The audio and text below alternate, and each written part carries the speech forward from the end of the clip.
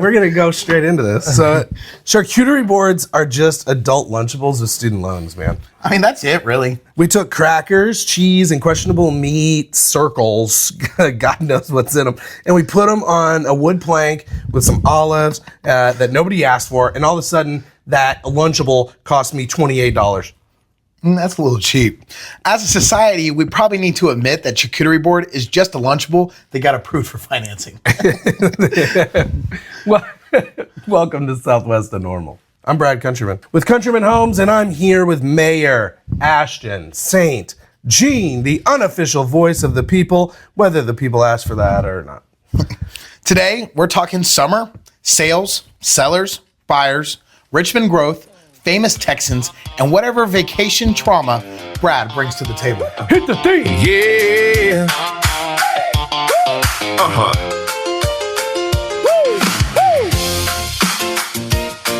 Yeah. Southwest of normal. Welcome to Houston, where the takes run wild. Brad and Ashton slinging homes and busting sides. From barbecue to headlines to who pays the tab. If it's weird, it's welcome. Yeah, they'll run with that. Southwest to normal. Southwest to normal.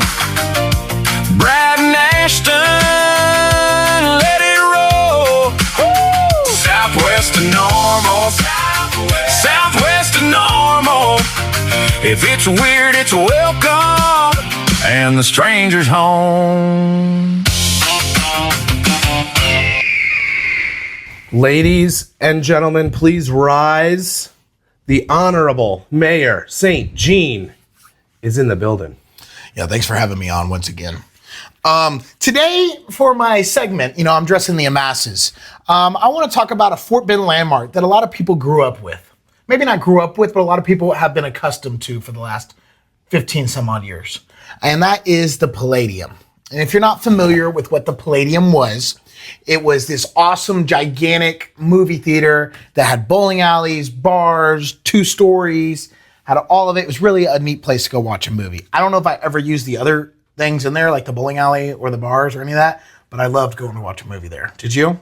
I went there and we would go watch a movie, but sometimes we would go and we wouldn't even watch a movie. We would just like have a birthday party or really? there. So the bowling alley was a great place when you have like littles, right? It's also really a great place if you just want to go get drunk. No. I thought it was a really, really cool idea. And if you really look at the Palladium, especially that growth along 99 that we've seen, the Palladium was the first before that. Because the Palladium was built, there was none of the developments, there was none of the restaurants. It was the Palladium, and then an exit down, you had Travis High School, and the exit before you had the prison. And that was about it. And then Gallery Furniture came in after that, and then you've seen all the growth with Harvest Green, Oleana, and everything all around that kind of blew up. And it was and now you have that whole new Richmond town center that I feel like the Palladium kind of kickstarted. And then now they are tearing it down right now. I mean, back in the day, the Palladium wasn't just where you went to watch a movie. It was an experience. It had luxury theaters before luxury theaters were really a thing. Bowling alley, arcades, restaurant, VIP seating. It felt futuristic when it opened. People came from all over Fort Bend, Katy, Sugar Land, and even Houston would drive out there because it was something that you just hadn't seen before. I remember being a young kid and really loving the Palladium, and you go out of your way just to go up there. They didn't even have the recliner seats then. It was just an experience as its own. But then things started shifting. Ownership changed hands. It went from Santikos to Regal. And over time, people started noticing the difference. The service declined, maintenance slipped, competition increased, and then streaming completely changed the whole movie theater landscape, especially with COVID. And honestly, it kind of felt like the final blow. A lot of longtime visitors online said the theater never felt like the same after the ownership changed and the industry shifted.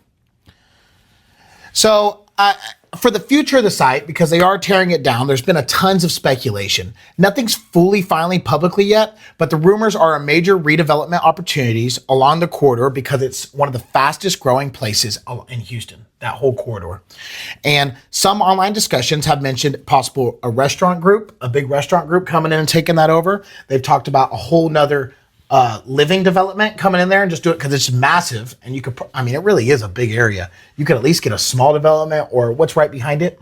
We have Aliana. That's right. And I've even heard reports that Aliana could go in and expand it and just make it all together. I saw reports of maybe a hospital coming in and doing a little med center there because they don't have one along that stretch of 99. And that was probably the biggest one I've seen.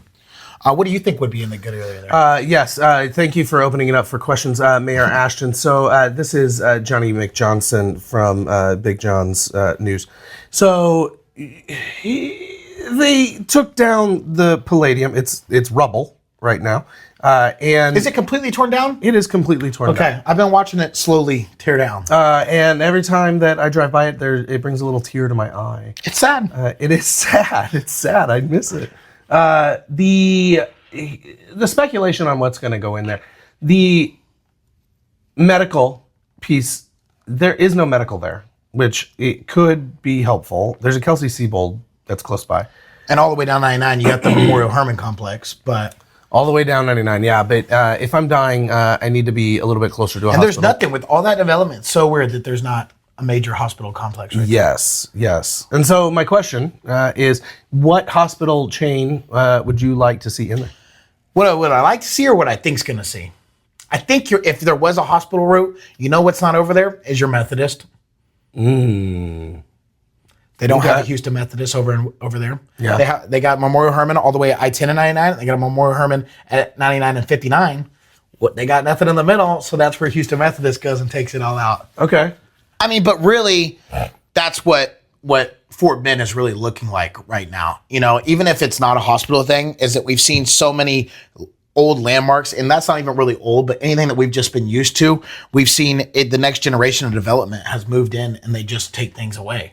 And so that's really the whole landscape of Fort Bend. And even with older buildings, historic buildings, people said, whether you had your first date there, you skipped school there, or worked there in high school, the Palladium was part of growing up in Fort Bend.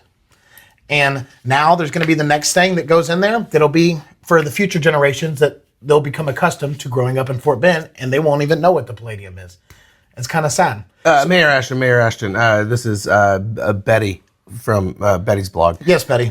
So you said that potentially some speculation is that Aliana could move in there. I saw that report once. I haven't seen it since. Okay. I don't even know how it would work because Aliana's completely built out now. But that was because I just go look at chatter rooms, being the mayor. I want to be the first to know of what everything's coming in. Let's say it's not Aliana. Let's say it's a Aliana, please.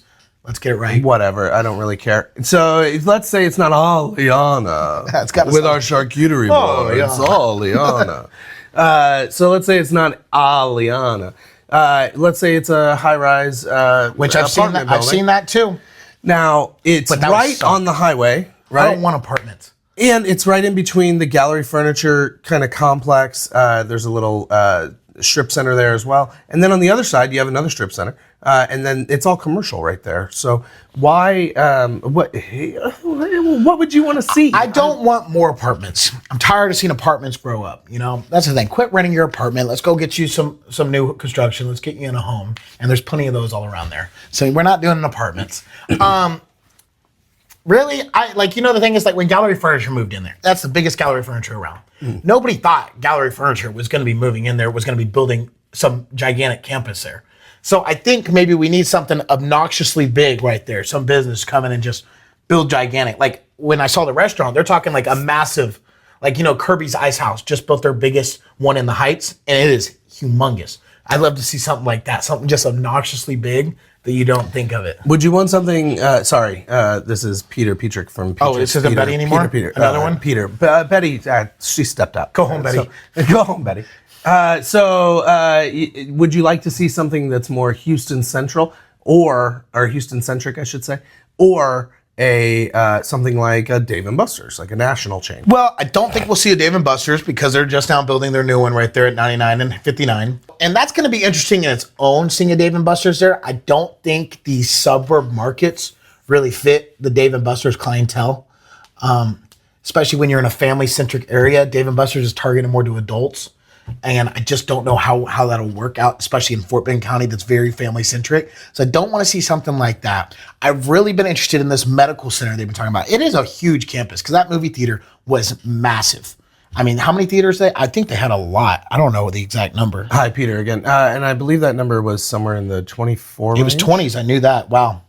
Yeah, Peter, thanks for the info. Yeah, you're welcome. You're welcome. But it's just a fascinating thing, and I love researching the development of Fort Bend and hearing about the different changes that all this growth is really bringing us. And things are probably not going to be the same ever again. I think we'll continuously see this until Fort Bend is just totally grown out. That things we get used to, they're going to get torn down. They're going to get moved over. All the farmland's going to get developed into homes, and it's sad, but. Thank you, everybody, for your questions. Thank you, Mayor Ashton, for all of that. We want to say thank you again. Everybody give it up for Mayor Ashton as he addresses the masses. Thank you. Thank you. Pleasure to be back. Yeah, but didn't we get all of our sugar cane anyway from overseas? No, that's why they started it in Sugarland, because it was a great area to grow sugar. Really? You need to watch my videos. Ashton, I feel like right now, man, there's just like pressure right before summer. So we just got out of May and we are heading into the depths of summer. When I was a kid though, like summer started mid-May-ish, late May. And I just feel like it's getting later and later, but I think everybody kind of considers June is summer. Right? You should. I don't like that summer is mid-May. I don't like that schools are being later and later and later now. Couldn't agree more. Because once you're in May, I think as a kid, you're clocked out.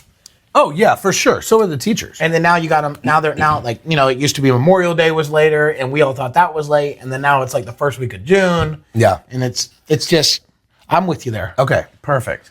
So in real estate, typically summer is historically our largest volume month. So most people move in the summer, right? And everybody, I think, really pretty much knows this. However, last year, May started to see a slowdown at the end of May. April was bangers. March was bangers. February was bangers, right? Did great. Which is weird times for those to be bangers. Right. Because that should be your slowest time. All signs pointed to amazing. Yeah, if it's big then, it's going to be huge in the summer. Huge in the summer. May came, and it immediately stopped. But I'm not seeing that much this year. Are you? I feel like... I'm not sure how much of it is that I think that I'm seeing it. And I'm not sure how much of it is I think that I'm seeing it and how much of it is that I just have PTSD. So last year, it kicked a lot of realtors out of the business because they didn't get any business during the summer. So last year, from about May to September, there was virtually no sales. Like it nosedived, right? So then in September, it started to pick up again. So it's almost like during the school year, and I don't mean to use school as like the stay here, but it just seems to be where it kind of flows. And it seemed like last year, that was the trend, I guess, for 1 year. This year, I've been talking to every title company I can get my hands on and every lender that I can talk to. The reason I'm talking to those two in particular is because they see contracts from everybody, right? So I'm not just talking to Keller Williams Southwest people, right? Because maybe it's a Southwest Houston thing. Right? Maybe it's a Houston Central or a Woodlands thing. So I'm not talking to individual groups. You're talking right? I want to talk to the people who conglomerate all of their business. But that's Houston, though. You have a lot of different pockets. Yeah, exactly. So, I mean, and where are we predominantly working out of? So I don't care what's going on. I mean, I do, but it doesn't affect me what's going on in Northwest Houston or East Houston because, I mean, yeah, maybe I'll have a deal there or there, but that's not where my business is centered around. Well, let me say this, though. So the reason that I do this, right, is the same reason that I'll still talk to those groups and see what they're doing, right? And if they're seeing a slowdown or if they're seeing an increase. And I'll talk to people in, I have friends in Missouri and in Virginia and in Michigan and in California. And I talk to all of them and I go, what does your market look like, right? Does their market affect me?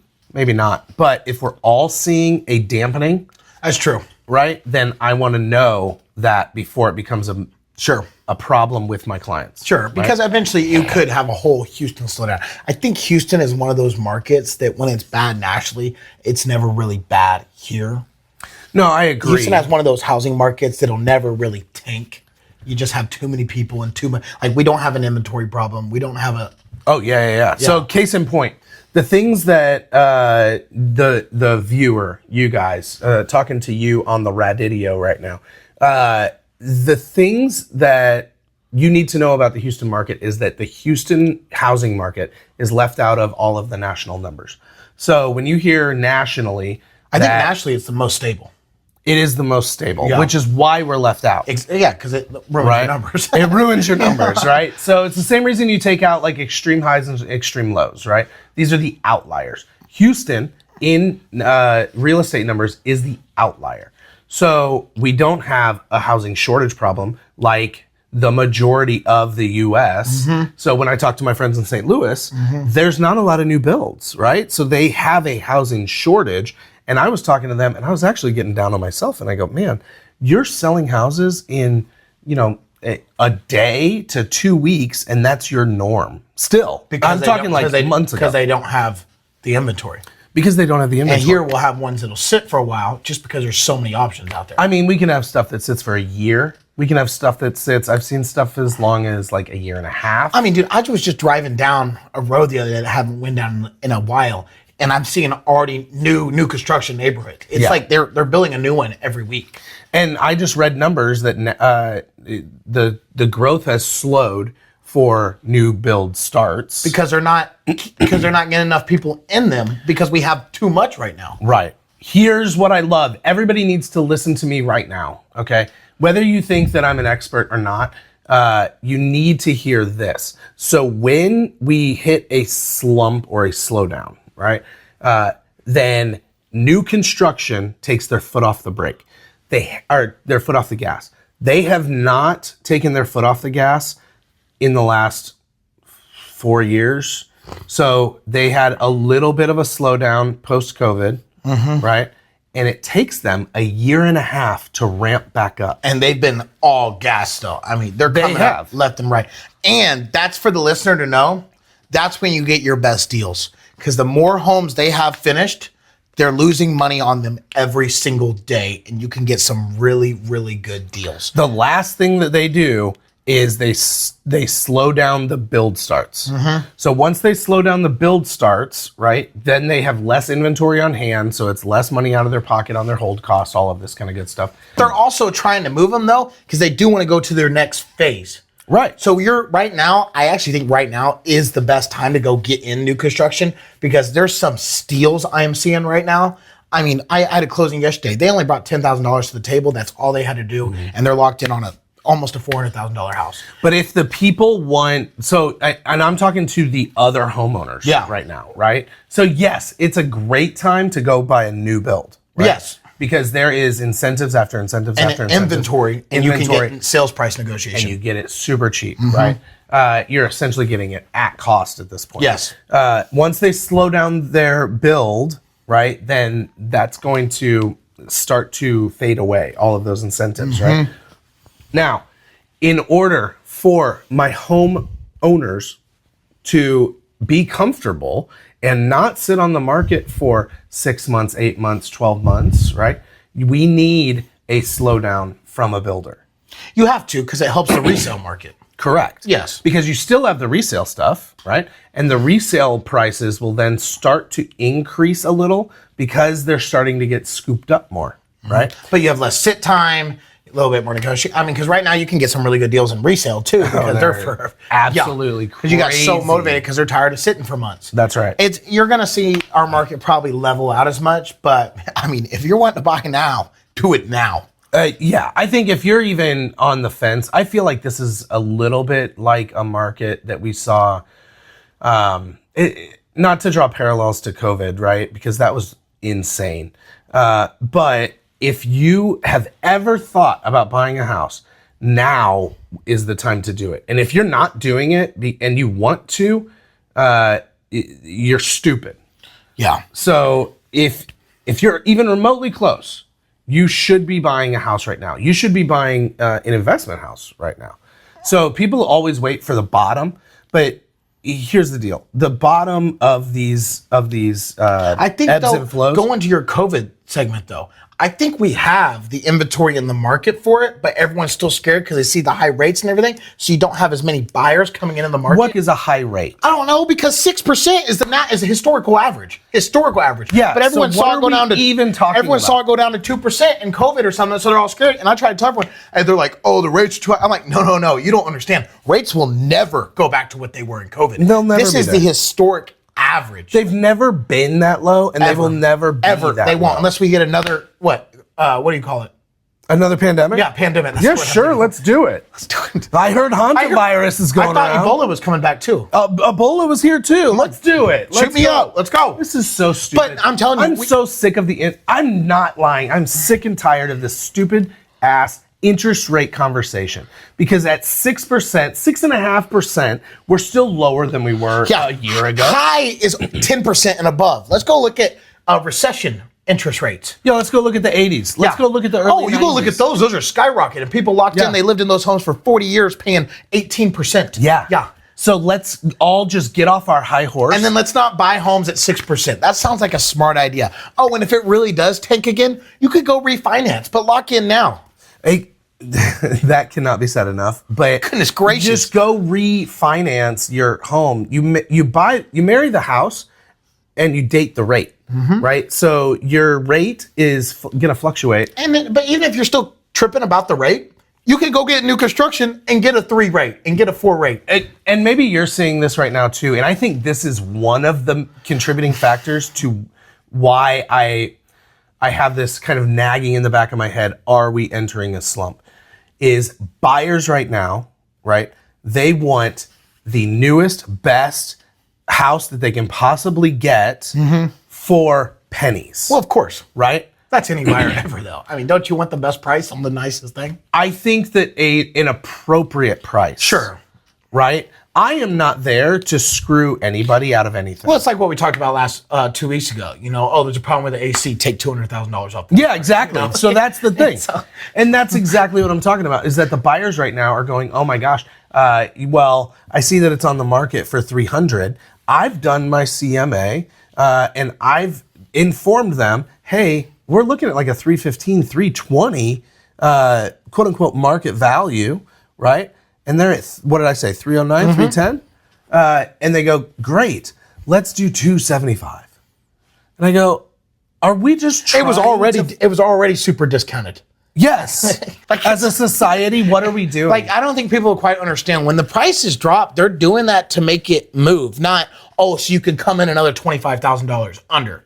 Right. Like, if we wanted you to come in $25,000 under, we'd price it $25,000 above. And then people want to know why the prices of homes are so high. Because everybody comes in low. You have to equate for everyone coming in low. Yeah, but that's the problem. So then you go in high and you're coming on the market, let's say at $325. And then you're chasing the market the whole time. And then nobody's coming. It's the weirdest thing. So I will agree with you on the slump there. That's why I am telling everyone, just go new construction right now. Resale's too much of a pain in the ass. You have a lot of what you're just saying.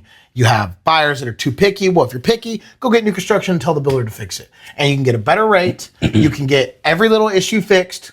That's how picky they are, that I think they need to go new construction. The one good thing about new construction is you can just hand them your inspection report and they go, great. And everything's fixed. And then you get to do a walk the week after that and pick out everything your little eyeballs can see that has to be fixed too. I turn those houses, they look blue, like Oh a my Smurf house. I painted it blue. You Yeah, did. that's right. Dude, I'll Yeah, tell you, painted on my it last blue. deal, though, my superintendent was so mad about it. He's doing more blue tape than we were. I'm like, I like you. Can I have you on every deal?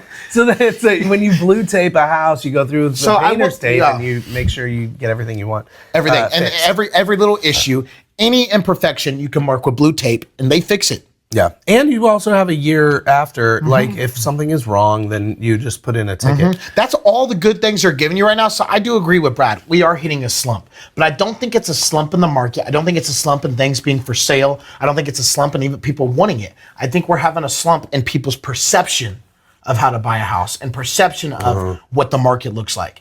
And then you try to educate them and it feels like everyone does their own research. They have their AI, they do everything and they think they know. Yeah. And they probably are educated at some point. But what's the hurt and finding a real estate professional to make sure that what you know is right, or to educate you a little bit more. I think it's perfectly fine to do your own research. In fact, I encourage it. Yes. Right? I want you to be as knowledgeable as possible. I love to educate my way through the process. Yes. Right. So if you have a question, I'm going to educate you as much as you want. Right. So I'm not going to inundate you with information if you don't want the information. No. So if we're going to walk through this process and I'm going to be educating you along the way, and this is your first time and you're genuinely inquisitive, let's go. Like, I want to help. But what I don't want is for when I get you to that point where you're very educated in this, that you then start questioning every move I make. Yes. Right. Well, then you become the know-it-all and stuff. Yes. Right. And it's more than a know-it-all. It's, okay, well, this house is up for 325, or what did I say before? 309, 310. And now we're doing 30K under, even though I've explained this house is appropriately priced, right? Mm-hmm. It's near the bottom of the market as it sits. But now, for some reason, we feel like we're all lions in the savannah, or we're all pirates in the Caribbean. And we don't need to just kill them. We need to cut their head off. Exactly. Well, then I think that goes into how Houston is the anomaly.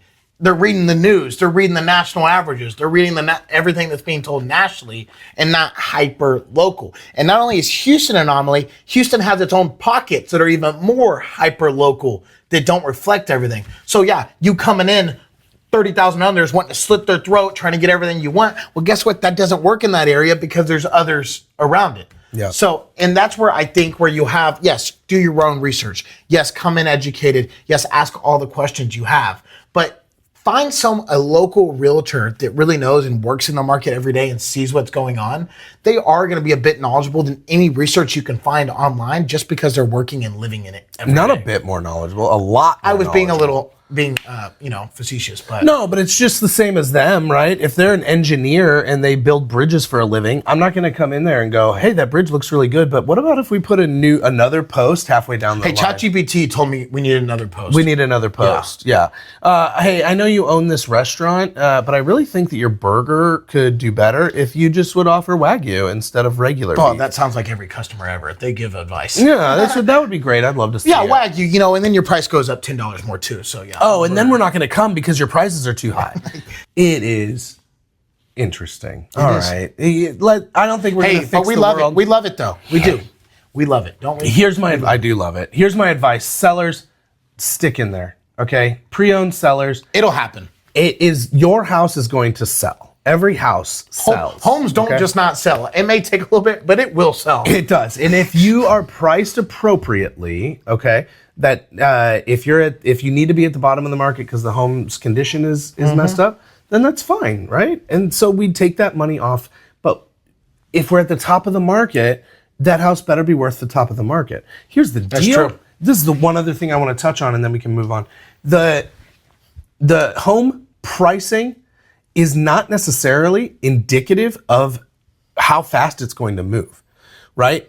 In the market we're in right now, year of our Lord, 2026, in June, the pricing I've seen in the same street, the same build, and one prices at, let's say, 400, the other one prices at 450, and the 450 one, more often than not, tends to sell a little bit faster than the 400. Yeah, but that's just the tricks of the trade, though. Then you have people that think that and they want to price higher because they want to hit that. But I agree, but I think that they're both potentially appropriately priced.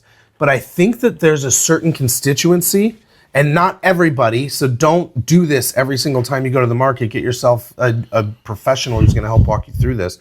I think that there's a constituency that views 450 and 400 and goes, 400, same street, same layout. What's wrong with it? I don't want it already. That's true. It's like pricing creates the stigma already. Mm-hmm. When it used to just be dead bodies. That's true. That's crazy. Because you know what they say, though? If it's not the price, then it's the condition. If it's not the condition, then it's the price on what they're selling. But it almost makes you want to go up to 450. But then you're right. If it's the exact same, but then what? Was there probably not nicer renovations in the 450 or something? If there are, it was minimal at best. And the 450 sold first, and that's just because there's a stigma? Then someone must have died in it. In the 450? And the 400 one. Well, I don't think so, right? I've seen this not just in one neighborhood on one street. I've seen this on multiple. Yeah, I know, but see, I don't like saying that though, because then you get the sellers that want to price higher because they think they're hitting some. I get that we don't want to say it, but it's a reality. Like I have seen this, so I think that this is not a trend, right? And I pray to God that it doesn't. And continue. it's each unique circumstance too. Let's not think that for any home you're selling. Yeah. Oh, let's go higher. It's a unique circumstance in these hyper local pockets that I'm also talking about. And I don't encourage my people to do this, right? Just like you don't encourage your people to do it. Let's price appropriately to begin with, right? And I've said this from the very beginning. If you want to put this house on the sale for, if it's a $300,000 house and we put it up on the market for $100,000, I could sell it today. But you're not going to want the $100,000. No. So that leads us back to what is the appropriate price. I say it all the time about the way I illustrate it is, hey, my car right now is a 2024 Nissan Altima. I'm going to sell it to you, and I'm going to sell it for $30,000. I'll just put a sign that says $30,000 on it. It might take me a few weeks, a few months to sell that car. Is it appropriately priced? Absolutely, right? It is worth $30,000. Now, if I go, hey, I've got a Nissan Altima, Ashton, I could literally go to anybody. I can go to my 14-year-old, 15-year-old and say it's son. $100,000. I'm going to be interested in it when you first told me that. I'm going to be like, what's the Ultima being $100,000? This is supposed to be pretty bad. Well, you would definitely want to see it. I'm like, can I drive it? And That's right. And then you go, wait, this is just a busted ass Nissan. So, yeah. But then I go, okay, I'm going to sell it, but I'm going to give it to you for $50. Are you going to buy it? I'm going to have some red flags. Okay, but a car for $50? I mean, why not? And it runs. Why not? Because what's the harm? No, what's up? It's 50 Right? bucks. It's the same thing with the houses. If the lower you go, the faster it's going to move.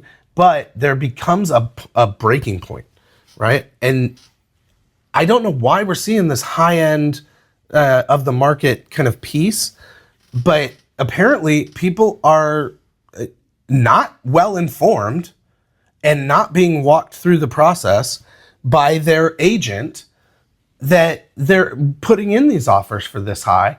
But that's not necessarily the problem, because then that also affects home values later. Exactly. Well, that's what you were saying. So I wouldn't call it much a slump. It's a skill market. It is a skill market. It's a skill market. It's being smart. It's knowing what to do. Yeah. No, I agree. I'll get off my soapbox now. He's just so passionate about it. Don't you love it? I mean, that's what I want in a realtor. I am passionate, and I appreciate you walking me back off that cliff. I try. Thank you. I try. I don't want you to jump. No charcuterie plate is complete without a selection of wonderful, wonderful salty meats. They're the best. And today, oh my gosh, today, Southwest of Normal is blessed to have Slim Jim as our sponsor for the day. Official sponsor. Our official sponsor is Slim Jim. At home on any charcuterie board, it's sliced razor thin. You get that beautiful, greasy taste with every single slice that you grab off of that charcuterie board. We can't say thank you enough to Slim Jim. It is great for really any My occasion. mouth is watering thinking about it. Oh my gosh, and they're so long and skinny, you can just pop that right in. If you have Slim Jims on your charcuterie board, you might be a redneck. It is the white trash equivalency of any meat ever. I'm not really sure it is meat, quite honestly. Oh, I think it is. I don't want to think that it's not. So let's just go ahead that it is. We're hyping them up here. That's right. They Sorry, are Slim Jim, proud sponsor. they killed the cow before they packaged it. It is. And my favorite thing is, and I don't know how they do this. I wish they would tell me. Maybe Patricia over there at Slim Jim could tell us how they get all that grease in there. It's the flavor, man. It's the flavor. I think they do, like, you know, with the turkey and you give it the shot when you're The making little it. baster. They give it a little And they get it so thin and long. It thin and long. That's what Brad likes.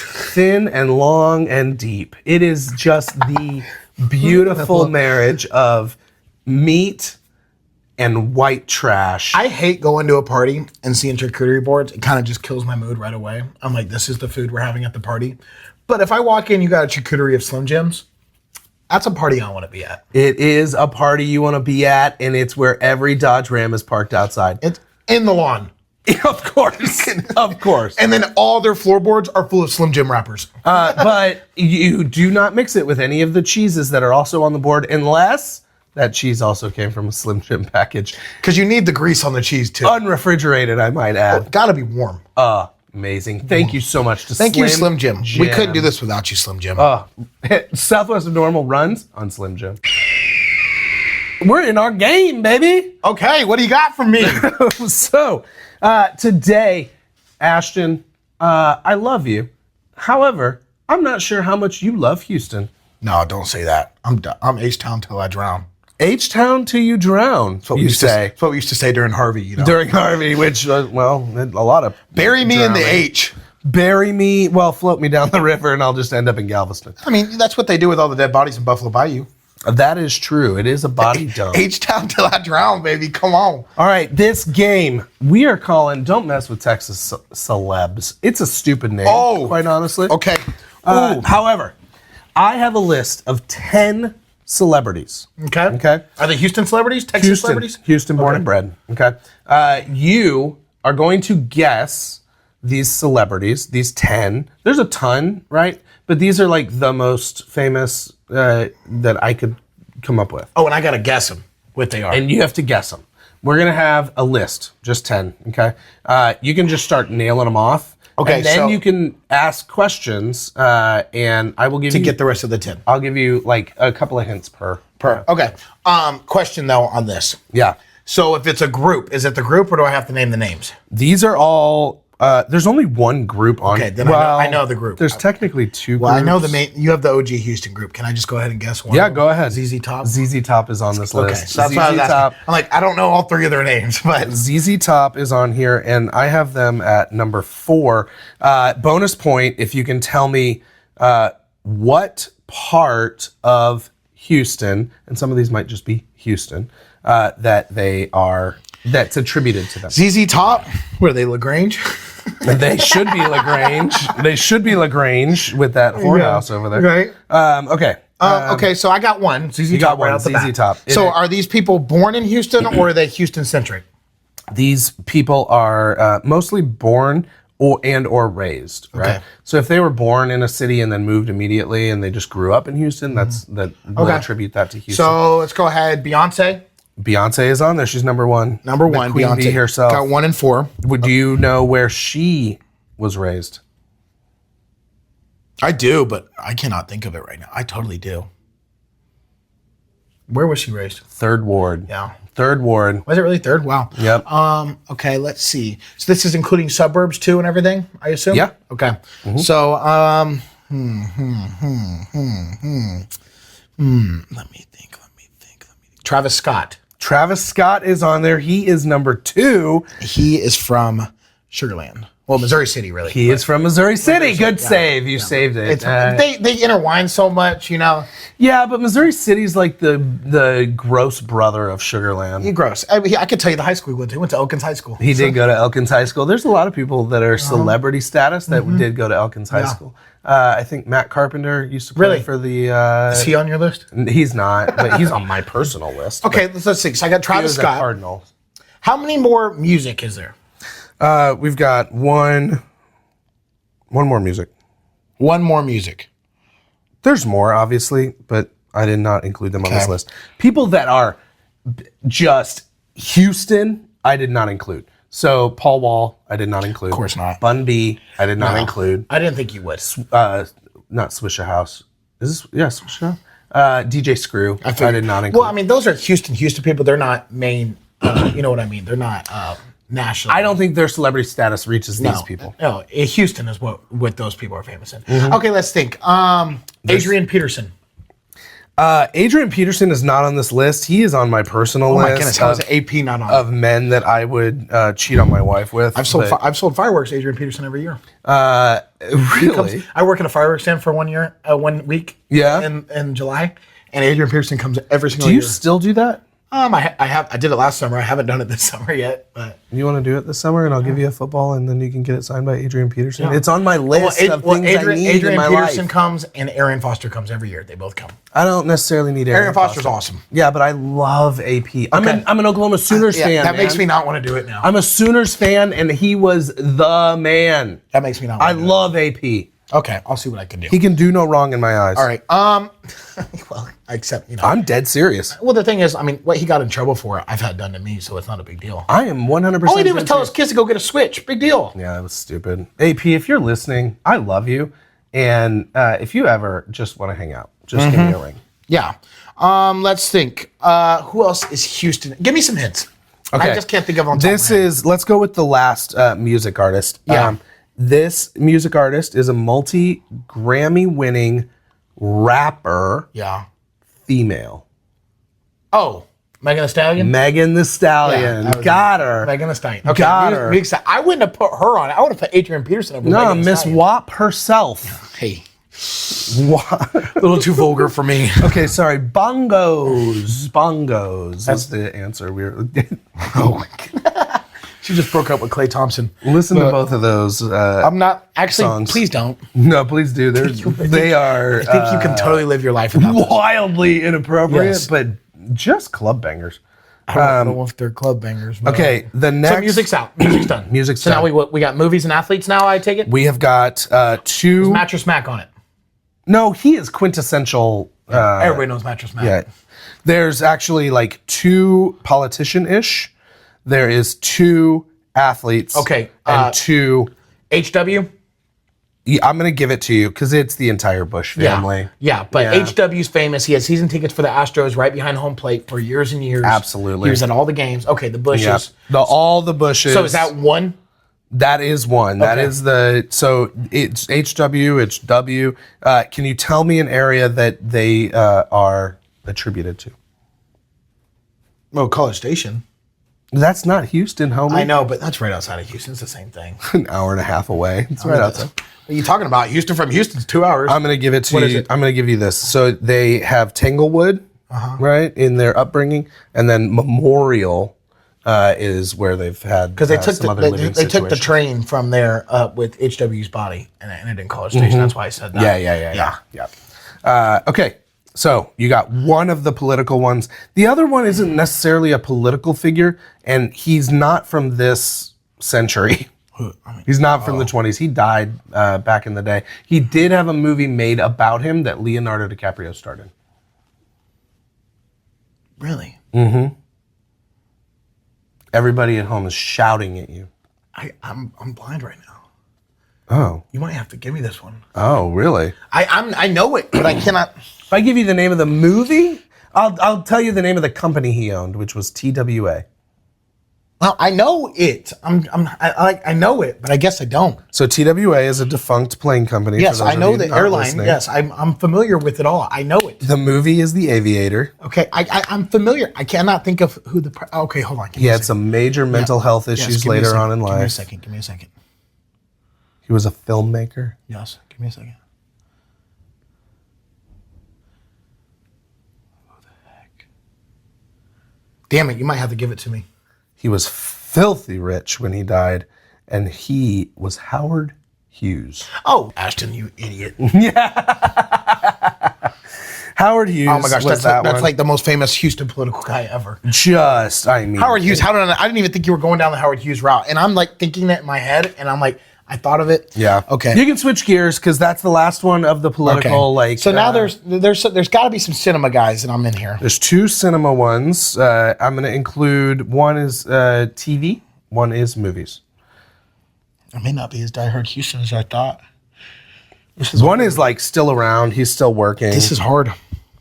Jamie Foxx. No, He's from Houston, but maybe born in Houston, but he moved immediately. he played Texas high school football, baby. Did he? Mm-hmm. This doesn't include like Beaumont area. Okay. Or an outlier. How many athletes? There's two. 2 athletes, 2 cinemas. Okay. We've already named like 4 athletes, so I've been naming them these all are over the just place. the 2. So I'm trying to think. So like that's what I'm saying. Like I'm a little. I'll give you hints. Yeah, I need some hints. Yeah, Okay. I'm a little in the dark right now. All right, here we go. Do you want an athlete or do you want Give me an athlete. Okay. I should get these. This one is a female, and she is the most decorated gymnast in history. Simone Biles. Simone Goodness Biles, gracious, man. How did you miss Simone I don't know. Biles? Simone Manuel, the swimmer too, but Simone Biles, man. Biles. Yep. The little Thank you. sweetheart of America. I know. I don't know what I was Missed thinking. it. I knew that one. Well, I right. got it still, but The next one, he is a 2-time heavyweight boxing champion and an Olympic gold medalist. Holyfield? Nope. Oh, I'm thinking out of my ass. What am I doing? Nope. No. Has many children, Floyd? all named after him. Even the females. I don't know this one. He has deep ties to the Fifth Ward. Huh. You may have got me.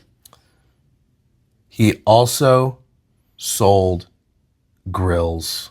Huh. George Foreman. I knew George Foreman's Houston. Goodness, Ashton, what is wrong with Ashton, you're just. I know these two. You really are frustrating me right I'm frustrating myself right now. now. Yeah, I believe in you. I think that you can get these last 2. These are the actors. Okay? I know it. Dennis Quaid. I had Dennis Quaid on this list. I'm going to give you a bonus point because I took him off of this list. I go, there's no way he's going to get Dennis Quaid. How do you not get I go, there's no way. There's no way. Dennis Quaid. I'm going to add a number 11. Dennis Quaid. Yeah, come All on. right. Everybody knows Dennis Quaid. This guy grew up in Oak Forest. Mm-hmm. And I'm going to give you a hint. Nobody puts baby in the corner. And boy, oh boy, is he dirty. I'll give you another hint. Ooh. I know who you're talking about. I can't think of his name. Did you like my hint? Yeah, that was your giveaway. I cannot think of his name. I cannot think of his name right now. He's a national treasure. Yes, thank you. I'm very familiar with who. That's the thing that happened with the last one. I know, like Howard Hughes. Like I knew Howard Hughes, but Do you want the names of the movies? Just to maybe it'll... it maybe help a little bit. Okay, so Dirty Dancing, Yeah, Ghost, Swayze. There we go. It's Swayze. You should have said my favorite movie of all time. Which is, I know this, Roadhouse. Yeah, I knew Swayze. Crap, I can't believe it. Oh Yeah, my god, dude, Swayze, you just had to baby. say dirty. If you said Roadhouse, it was Swayze. I said he's dirty, and I said woo. I know the woo gave it. I'm like thinking of him in my head. I just can't think. And he's deceased. But He is deceased. Rest in okay, peace. Swayze. Mr. Swayze. All right. I actually did not know he was from Houston. Yeah, Oak Forest. Wow. So, and here we go. Last one. We have Last actor. I don't have 10. Yeah, you do. Number 1 is Beyonce. 2 is Travis Scott. 3 is Megan Thee Stallion. 4 is ZZ Top. We went through ZZ Top so quick that you're like, all right, we're done. Yeah. 6 was Swayze. 7 is Simone Biles. 8 is Foreman. 9 is the Bush family. And 10 is Howard Hughes. And 11 is Dennis Quaid. Wait, but we said I just had one more. Number 5. Okay. And I got it. This is another actor. Yes. And I would argue that he was very famous. Maybe like 10 years ago, he was very, very famous. You couldn't get away from him. He's been in a kid's movie called Home. I tell you that because I don't think that you'll get that. I don't know even the movie. That's right. And then it was with Riri. She played the female lead and he played... It was Rihanna? It was in the Was in animated this? film. Yeah. I've never watched that movie. I've never even seen it advertised. He was the male lead and she was the female lead. Okay, give me something that's not Home, whatever the heck that is. Okay. He was born in Houston, raised in Spring. Okay. It's a major sitcom that he was in. I think it was a Chuck Lorre hit. Major. Had a spinoff. Tim Allen? And even that spinoff, that series is now done. Tim Allen? No. Oh, I thought he was Houston for a second. No, he's actually up in Michigan. Oh, is he really? He's Detroit. I'm thinking because I'm like Home Improvement, and then his second one he had, whatever it's called, was Family Man or whatever. Yeah, Man with a Plan or whatever, Man with a Plan. And you know, he has like another one about Does cars. he? I love Tim Allen. Oh yeah, with Kat Denning. Okay. Okay, give me something else. I don't want you to give me this. He's sitcom. Give me something along those. I'm a big sitcom guy. I just cannot think right now. okay. I don't want to give you easy hints. Big sitcom guy. Who could Let's do this hint that's coming up from my brain right now. He's very tall and skinny. He plays in, I would argue, in real life too. He's very nerdy. Dude, is it the Big Bang Theory guy from Houston? Whatever his name is. Is it? Is it him? Is it? What's his name? It's the Big Bang Theory It is guy. the Big Bang Theory guy. Jesse. No. What's his name? I'll even take his character's name. Sheldon. Sheldon Cooper. Yeah. Who the heck is it? Jim Parsons. Jim Parsons. He's Houston? He is I didn't know that. See, I'm not that diehard, I guess. Raised in Spring. There's so many others that I was pulling names out that you didn't even have. That's what I'm saying. There is a ton of Because we could have done athletes, could have got more of those. The music, we pretty much tapped out. Yeah, unless you go like hyper local, right? That's Or all they do. I guess is rap there's Houston. some couple country singers we could have done. But we're, Like who? well, now you put me on the spot. That's right. Now we're like, I don't know. All right, so great job. Yeah, you got an extra point that I did not have on. Well, I was pretty bad. I messed up on like 4 names. I think it was pretty good. It was hard. It's that blind was pretty hard. Yeah. Like completely blind. Like next time we need to do a search, like 30 names, and I pick which ones are from Houston. That's right. That's right. And I'll just give you a whole bunch. Yeah. And it's a multiple Yes choice. or no? Yeah, that's what I right. need.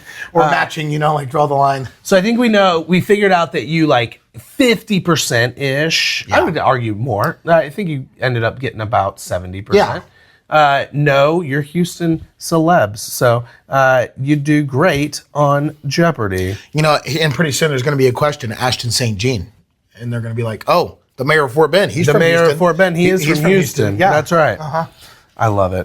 Thanks so much for playing. Thanks for giving it to me. Hey, let me get you your award. Please. Okay. It is a Silver Screen Award. I appreciate it. I'll There put it you on go. my desk. Put that on your desk. That's it. We're here. It's summer. It's hot. It's Houston. It is muggy and it is 90 degrees. And yet I'm still wearing jeans and long sleeve shirts. Yeah, that's a little ridiculous. Well, I'm inside most of the time. It's pretty hot inside too. My Welcome to AC, Houston. well, the AC in my car works, but it is muggy. It's always muggy. People think that they have the weirdest weather, right? I would argue that Houston has one of the worst weathers. Maybe New Orleans is worse. No, it's not. I can't stand when people think, oh, it's hot here. Oh, it's humid here. No, you don't get it. I don't think they do get it. You don't get it. Yeah. It's like Jess was telling me, Jess is she's our MCA here in our office. She's telling me how the humidity in Michigan was so bad. No.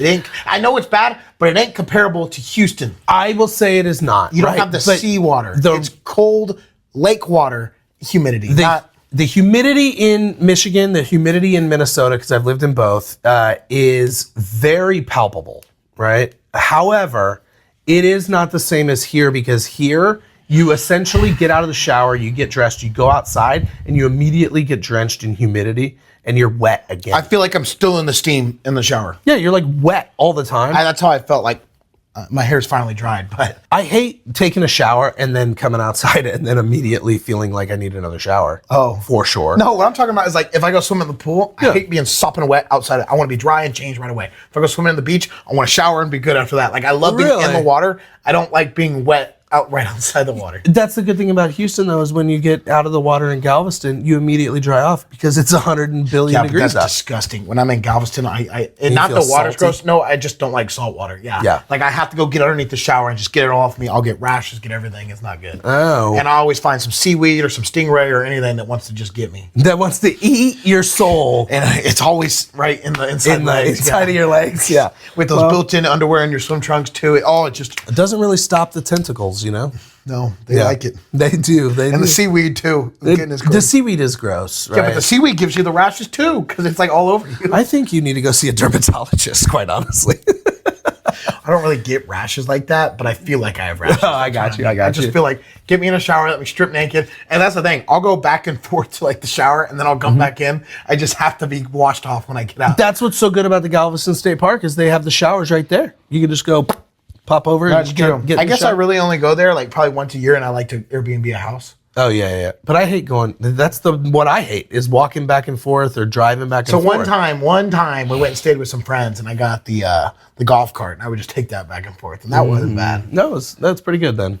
Yeah. It's like now Nice, it's like, easy. okay, now I need to rent a golf cart, hook up a trailer to the Bronco. That way I Okay, can have yeah. And get one of those like outdoor showers that you can just like Exactly. have on the side of the Bronco. Exactly. Yeah. That'd be awesome. On the roof rack. Yes. Well, so I wanted to talk to you about your favorite vacations, summer vacations. Just growing up, or maybe you have one that stands out. I have one in particular. What's yours? I loved this one vacation that I took in the summer, and I went with my friend Aaron. It was just us two.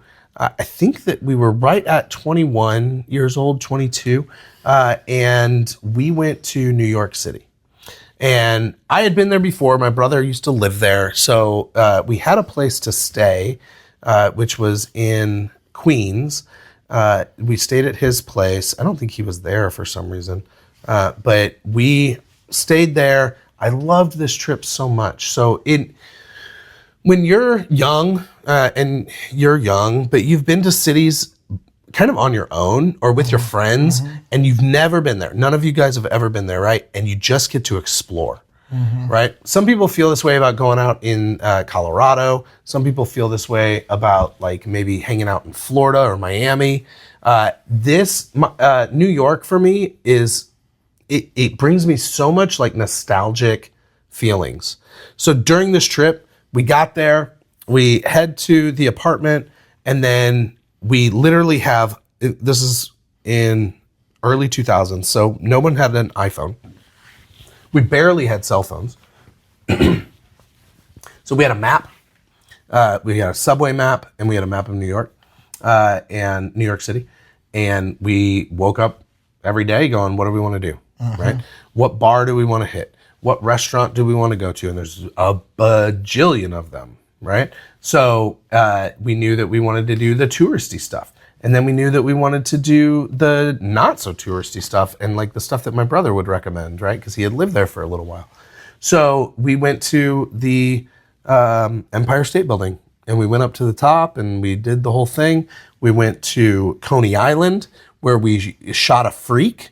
That was a thing there called Shoot the Freak, which was amazing, by the way. It's just a paintball gun, and there's a guy running back and forth, and you just have to shoot him. Kind of awesome. It was pretty great, quite honestly. Coney Island, ate a Nathan's hot dog. That was on my list. Went to Battery Park, did Statue of Liberty.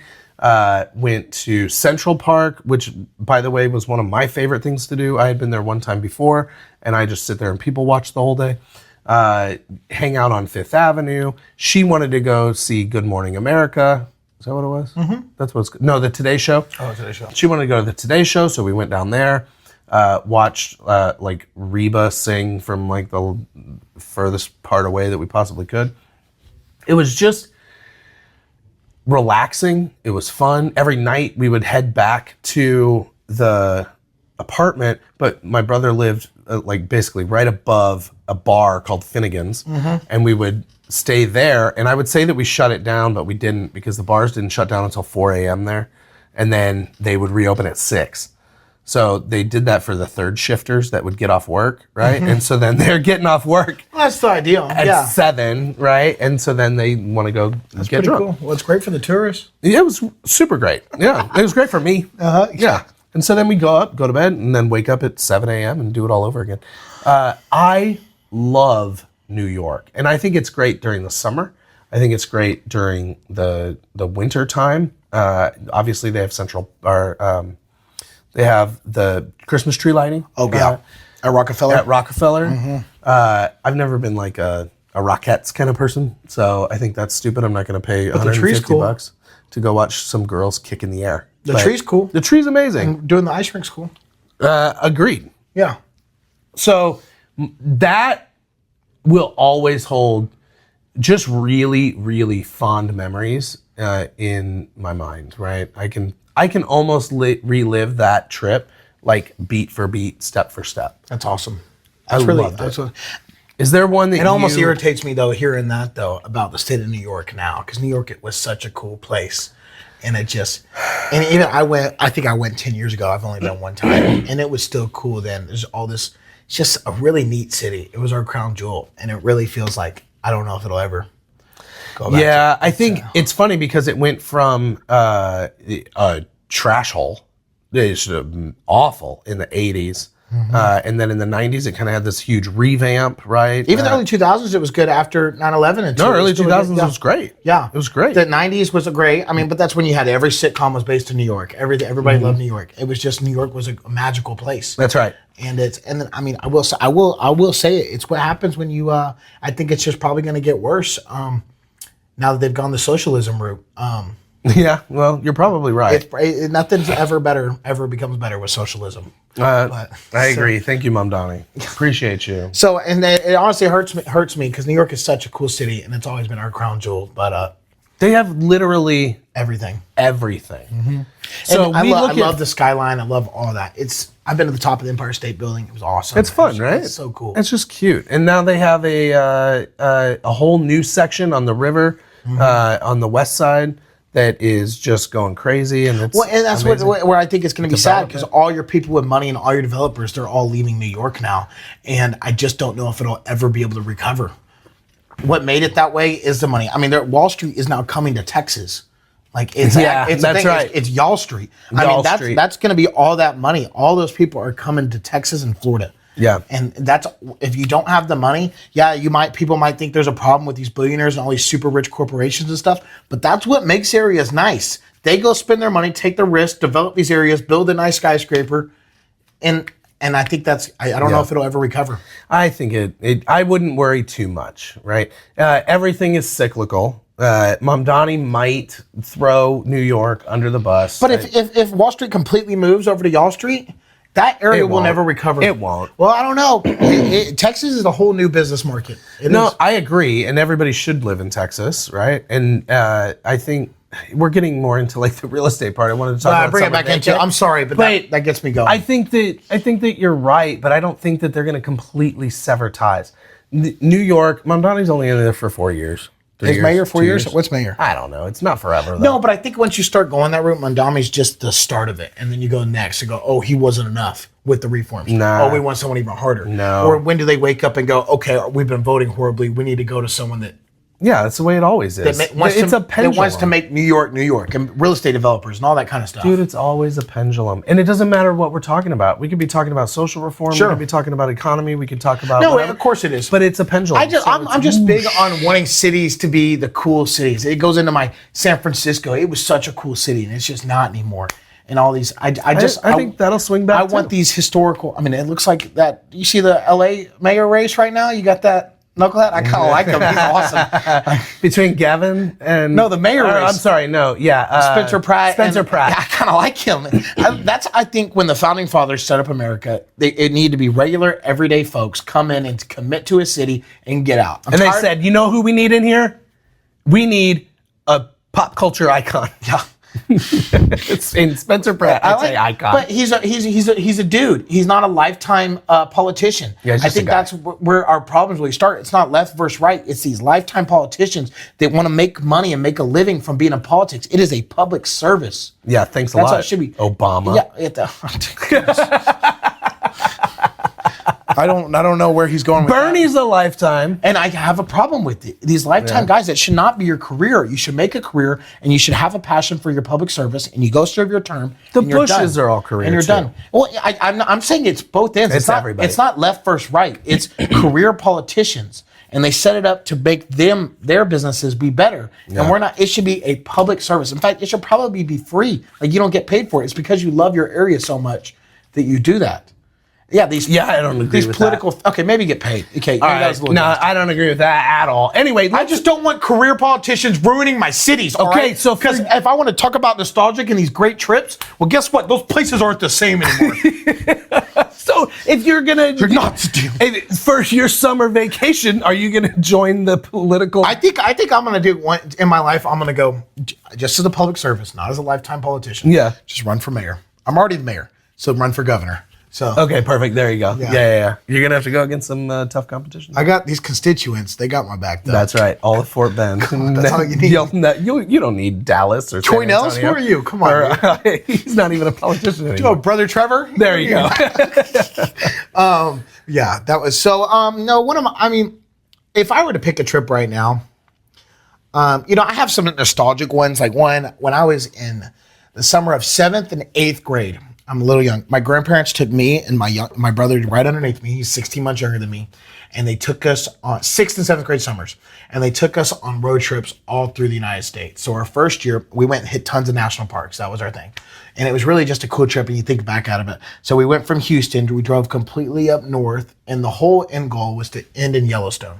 But it was like a 3-week trip, road trip. And we go hit the Badlands, we hit Rushmore. I'm looking at maps as a little kid, and I'm finding hidden national parks, and we're going to hit those. We're crossing over state lines just to say we went to this state, and we're hitting like 20 states a summer and stuff like that. And we went and drove all the way up north, hit all those cool national parks all the way, and then spent a week in Yellowstone. And Yellowstone's so big, you hit all that. Then you hit the Grand Tetons and all that. It was just a really, really cool trip. Got to spend it with my grandparents. And, that's where the first time I tried like Brahms. I don't know if you're familiar with Brahms. Oh, I was Brahms. on that trip and stuff like that. You're an Oklahoma guy, so Yeah. you'd have it there. That was it, and then I've always been if I go to a city, I like to go see the stadium. And the only stadium we passed on that whole trip was Oklahoma City. So we went and saw the Thunder Arena, and I got all that. But it was just really one of those fond memories. And then the next summer, they took us on the same trip, but we went west, and we hit Big Bend, Carlsbad, Grand Canyon was where we spent a week. Then we hit all the national parks in Utah, and then ended. And then each of those summers, my mother's parents were my grandparents, and then they would drop us off. They both ended at Colorado, and they would drop us off at my dad's grandparents, where we'd spend another 3 weeks on the farm. So that was my summers for two straight summers, and it was really a cool experience. Got to see. I mean, on the west side, I've been to almost every state. I've probably been to 40 states, and it's just because of these road trips that I took. It wasn't like we spent money. I mean, we brought camping gear. We were camping on the side of the road, staying in cheap hotels. It wasn't lavish, eating fast food, wasn't going to nice places. Really? The most money we probably spent was when we spent a week at the Grand Canyon and a week at Yellowstone. You just have to be at those nicer spots because you're staying there. Right. But that was just a really cool trip for me. And then now I can say, like, everyone's like, oh, I want to travel in my 20s. Well, I work in my 20s. I got to do these really cool road trips and explore things for really no money at all, really cheap. And What's one standout memory that you have from like one of those trips? I don't know. That's where I first got a belly. I will tell you that, because I road trip 20 hours a day and I was snacking on food. I was skin and bones, super athletic, and I came back and I had a gut. Okay, I like it Then I though. found beer after that. And That's then right. the gut Then it was all Then over. the gut never went away. So yeah. But I don't know. Like those, like just the whole trip, a standout. I don't know if I have. I mean, I was younger then. I mean, I really appreciated going to see the national parks. And I remember the standout, I really think it was me looking at the map in these road trips and finding national monuments and national parks that we weren't even on our schedule, but they were on our route or in Wyoming or in something weird. And we would go hit them. We'd see these cool things that no one even knows about. And I got a patch from every park, every monument we went to. And I have a whole backpack covered in every patch from all of them. That's where it's at. Yeah. So it's kind of neat. And then now, like, if I were to take a trip right now, my favorite trip right now is a cruise. I like to get on a cruise. I like to get my drink package. I like to not have any service. I like to just do my thing, sit in the casino, get my drinks, look at the view, go explore the islands. Because if I go with my family, my parents are huge on a stop every single day. And I want more sea days if I'm going on one. Because I love being on the boat, getting the all you can eat, all you can drink, gambling, all the parties, all the comedian shows, all that kind of good stuff. But that's my go-to. Like I'm telling my friends all the time, I'm like, let's just go book a cruise. There's something for everyone to do. You're never bored. If you want to just go sleep, you go sit in the room. You're catered on. It's great. And you can, lots of times if you go on a week or something, you get 4 or 5 different countries you're hitting. Yeah. And I think that would be my go-to all the way. I've done Alaskan cruise, seen all that on that coast. I've done quite a few Caribbean ones. I want to do a transatlantic one because that's 14 days of just ocean days. That's your dream. Yeah. That's just the boat. That's what I need to do. That's it. But I think 14 days might be a little too much. Really, the ideal dream would be 2 days sea days, 1 stop. 2 days sea days, 1 stop. 2 days sea days. Okay. Yeah. Cruises might go to. If we were to say, Ashton, you can go on anything this summer, I'd say give me a 10-day cruise. As a dad now, And my kids are now 15 and 13 and 11. This is the odd year. It is, last year was one of, if not the most memorable, other than this trip with Aaron, right? Like that was when I was young. It was when I was, going to bars and hanging out and just kind of you can't see the city the stuff. same way when you have a family and all that kind of stuff. Right. Because if I go and see a new city, I'm just like you. Where are we going to go drink? Where are we going to go eat? And then we explore the city that way. Right. You walk everywhere, you do it, you go shop a little bit. But I feel like it's always about what place are we going to go drink or something. What place we're going to go sightsee it, or you do that kind of experience. And I like seeing the city that way. Now, when you have a family, it's a little bit more scheduled out, and you have to go to family places. It's not though, right? It doesn't have to be. No. So this is why I say like last year was for the last 2-3 years, we've kind of done these bigger family trips. Have you done a cruise? No. I think you should. There's something for everybody. I get it, but that's more like, I don't want to go and like just spread out, we're going to go sit by the pool for 4 hours. I hate that. So like my parents, we found it. We took our first one ever for my mother's sister wedding. She did it at a thing. We had a 5-day cruise out of Galveston, 2-day sea day to get to Cozumel. We did the wedding for the 6 hours we were at the island, and then 2 days back. Okay. That was all we did. And that was the first one we ever took. And it was great for my family because everybody could do their own thing. But they made sure every night we had dinner together in the dining room. Every morning we had our breakfast together at the thing. So there was times we got together. We did the shows together, made sure everyone was at that. But during that downtime when you just have enough with each other, when you're spending all that time together, everyone could do things. They have things for the kids. They have things for the adults. And in fact, when I was a teenager, I went like hanging out with the little kid group because you just found people your age and you connect for a week and your best friends are like, oh, we'll talk for the rest of our lives. You never talk to them and again. then you never talk to them again. I could always find some hot girls and hang out with them. And I'm like, oh man, I really got game. That's right. No, they're just lonely. When you're forced on a boat together, you can't go anywhere. That's right. But I will say, I do think it's a great trip for families if you do it like that. You have your time for family. Yeah. But you don't have the arguments. You don't have the getting tired of each other because you can go do. Let me say this. So the last trip that we took, which I love. Y'all do extravagant ones now, huh? They're not extravagant. They are road trips, though. Oh, so goodness, great. We drove from here, Houston, up to northern Michigan. Oh, wow. So, how long was that drive? I think that ended up being right around 36 hours. Fun. But obviously it wasn't straight through. I grew up in St. Louis, so the first you stop, did all the stops, yeah. First stop was from here to St. Louis, so we went there. Then we took a day. We did the zoo. We did some other stuff there. It went and ate at some of my favorite restaurants growing up. And then the next day we got in the car and then we drove up to Petoskey, Michigan, which is very, very far north. So then we hit Petoskey. One of my favorite memories, because we got to show them, me and my wife didn't grow up, but we lived there right out of college for a year. It was her first real big girl job. It was my fourth little boy job, working for a movie rental place. So we got to show them like Petoskey, which is a small town. But one of my favorite memories from this trip is that we went out on the pier as a family on Lake Michigan, and we were fishing, doing some other stuff. But then we all just decided that we're just going to jump into the pier or into the water. And so one at a time, we just kind of ran and jumped, and it got to jump in the water. Looking back, it's simple, it's free, but it awesome. Created a memory, right? Awesome. Then on the way down, we went to Chicago. This was a side trip, and we didn't have that planned, which is why I'm saying we don't plan everything.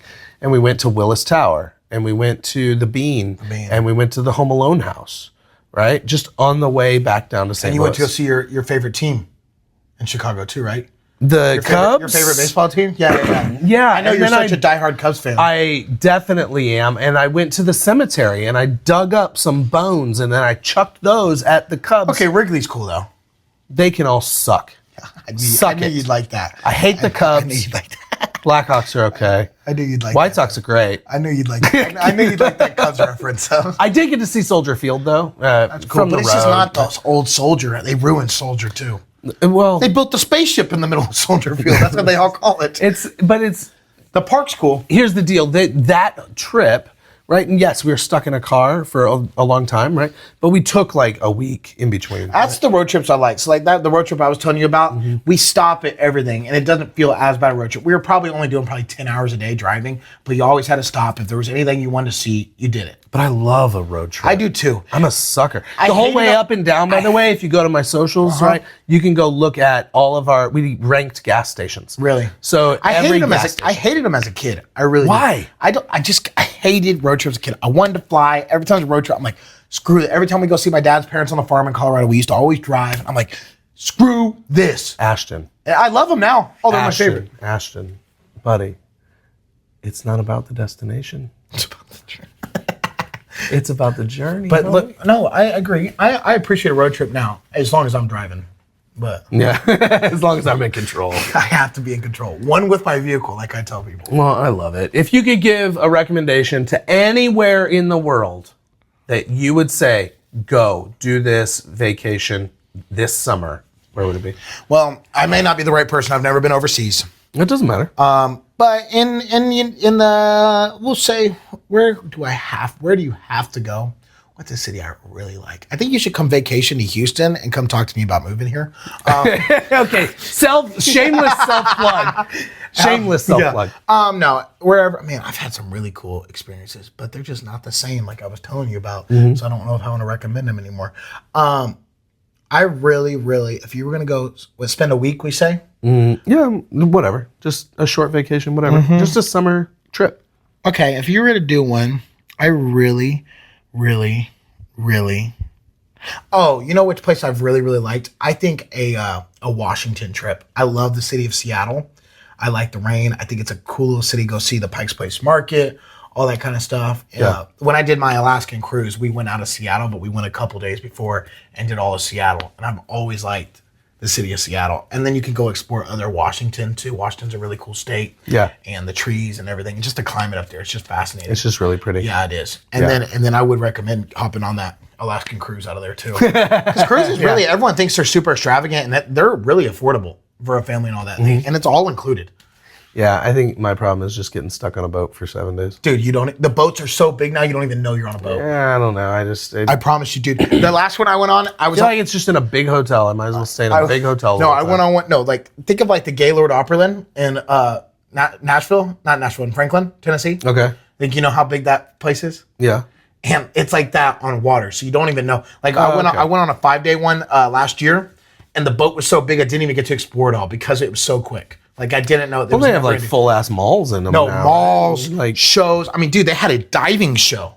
Like I'm watching people on the end of the ship, 50 feet in the air, diving, doing flips, all this kind of stuff. And the pool's retractable and closing and all this and all the thing. And then they have an ice rink, and I'm watching an ice rink show the next night. That's fun. And I'm playing half court basketball on the top. I mean, there was 10 different bars. I had a sports bar to watch all my NFL Sunday. I mean, it was everything. Maybe I'm just old, man. Maybe I just want to sit and talk. Old people love it the most because they go during the year when everybody's in school, and these old people, like you're going to get there here pretty soon, and they just sit there and they go watch their shows and they just talk. I think my grandparents are world travelers by cruise. They now not so much, but the 10 years before that, cruised everywhere. They take these transatlantic 14 days and they just sit and play cards with these people. I just have a really strong, like I'm trying to pack as much like kid time into my life as possible. Yeah. Because one is I saw your cute little Facebook then and now yesterday.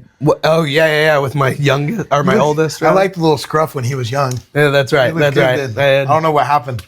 Well, I lost even more hair. You're losing it in the face now. Yeah, I'm losing it everywhere. Now it's just on my back. So nice. It's shifted down. Shifted down. I'm just trying to squeeze as much family time in right now as I possibly can, right? The reason for that, and it's not like I want to be with my family all day, every day. Mm-hmm. What it is I want to make sure the time that I am with them is much more valuable, right? Because I want to create those memories. And I'll tell you this. So one of the reasons that New York trip stands out so much for me. That's a great trip. Okay, is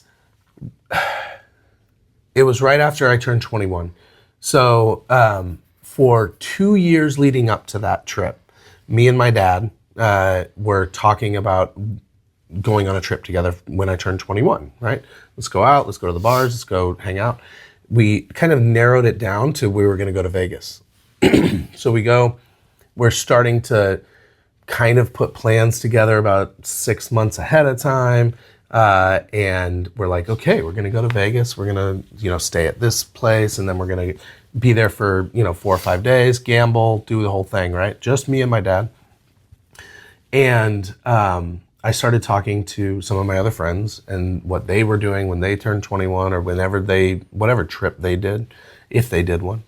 And I started talking to my friend Aaron, and I go, man, I really want to go back to New York because I really love New York. But me and my dad are talking about this Vegas trip, and we decided, you know what, let's just go to New York. We'll just call it. So I called my dad, and I go, hey, I know you might be a little disappointed in this, but what I want to do is go to New York with my friend Aaron and not go to Vegas with you. Which I knew was a little bit of a letdown, right? I didn't know what the impact of that decision was going to be until far later. So I've always lived my life by whatever I do, whatever happens to me, is it makes me who I am today, right?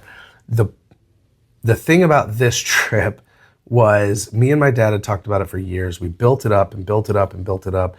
And then I pulled the rug out, right? And he wasn't mad. He wasn't angry. He's just like, okay, I get it. Go hang out, be with your friends.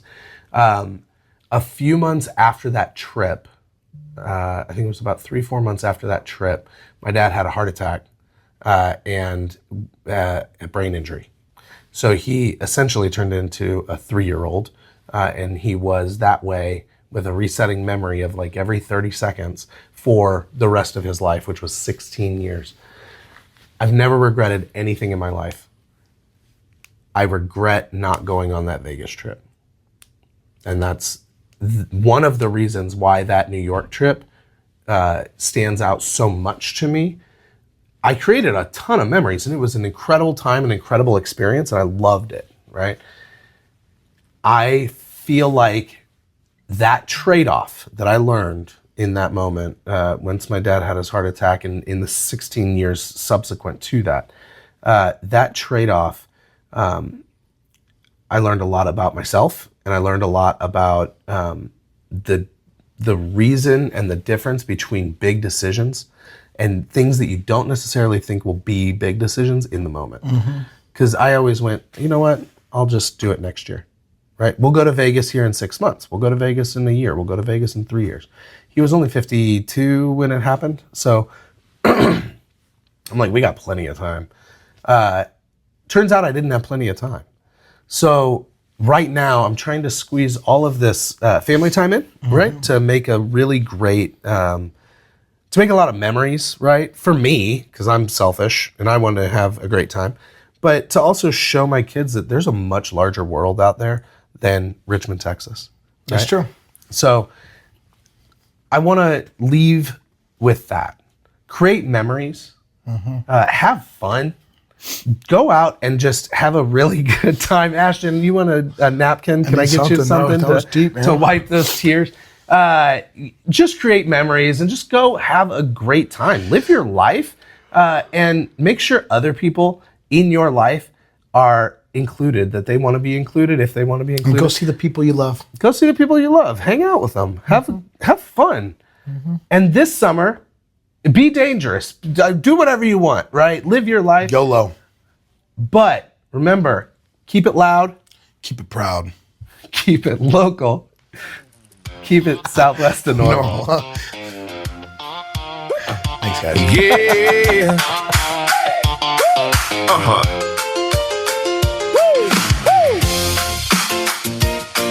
There. Southwest to normal.